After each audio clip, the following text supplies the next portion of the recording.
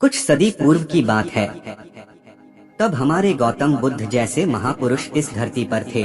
तभी उसी गांव में एक महिला थी जो बड़ी पुण्य आत्मा थी। उसके दरवाजे से कोई भी भिक्षुक खाली हाथ नहीं जाता। वो महिला सभी गुरु का बहुत आदर सत्कार करती।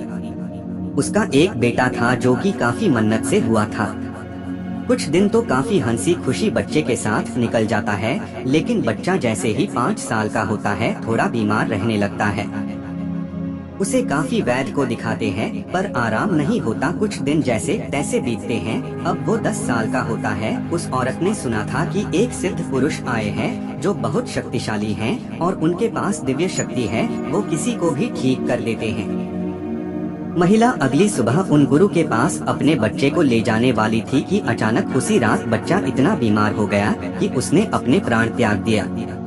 अब वो महिला अपने बच्चे को गोद में लेके इतना बिलख बिलख कर रो रही थी, लेकिन उसका दुख कोई नहीं देख पा रहा था। उस महिला ने अपने बच्चे को सीने से लगाकर बोलती रही, हे भगवान, मेरे प्राण ले पर मेरे बच्चे को जीवित कर दो। लेकिन विधि का विधान कहाँ बदलता है। अब वो अपने बच्चे को लेकर हर मंदिर हर गुरु के पास जाती, कोई तो मेरे बच्चे को बचा लो, लेकिन अब कोई फायदा नहीं था। तभी उसको उन गुरु के बारे में याद आता है। फिर उसने गौतम बुद्ध के बारे में पता लगाया। फिर उनके आश्रम में जा पहुंची और अपने बच्चे को गौतम बुद्ध के चरणों में लेटा दिया और बोली, हे प्रभु, मेरे बच्चे को जीवित कर दो। आपने बहुत कुछ किया है इस दुनिया के लिए, बस मेरे लिए कर दो। आप जो बोलोगे वैसा मैं करूंगी। वो महिला अपने बच्चे के प्यार में इतना पागल हो गई थी कि कुछ भी समझने की हालत में नहीं थी। तभी गौतम बुद्ध सब समझ गए। उन्होंने कहा, ठीक है, मैं तेरे पुत्र को जीवित कर दूंगा, लेकिन जिस घर में किसी की मृत्यु न हुई हो तुम्हें उस घर से एक मुट्ठी चावल लेकर मुझे देना होगा, फिर मैं तुम्हारे पुत्र को जीवित कर दूंगा।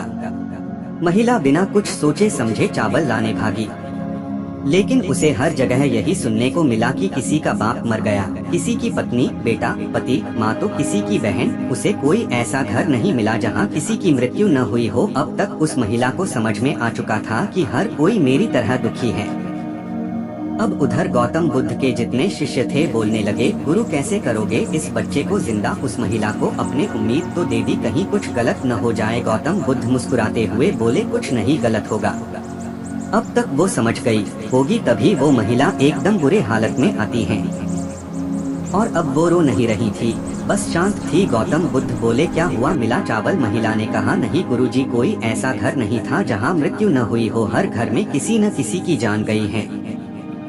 तब गौतम बुद्ध समझाते हैं, ये सृष्टि का नियम है, जो आया है उसको जाना भी पड़ेगा। कोई भी इंसान इस दुनिया में अमर नहीं है, हर किसी की मृत्यु निश्चित है। ले जाओ, अपने बेटे का अंतिम संस्कार करो। महिला गौतम बुद्ध को धन्यवाद करते हुए अपने बेटे को लेकर चली जाती है। हम किसी भी वस्तु या इंसान से कितना भी मोह कर ले, पर जो इस धरती पर आया है उसे जाना होगा, यही नियम है। कोई भी इंसान हो या जानवर अजर या अमर नहीं होता, सबकी मृत्यु निश्चित है। मुझे उम्मीद है कि आप लोगों को वीडियो पसंद आएगा। प्लीज लाइक सब्सक्राइब जरूर करें। शायद एक दीवाना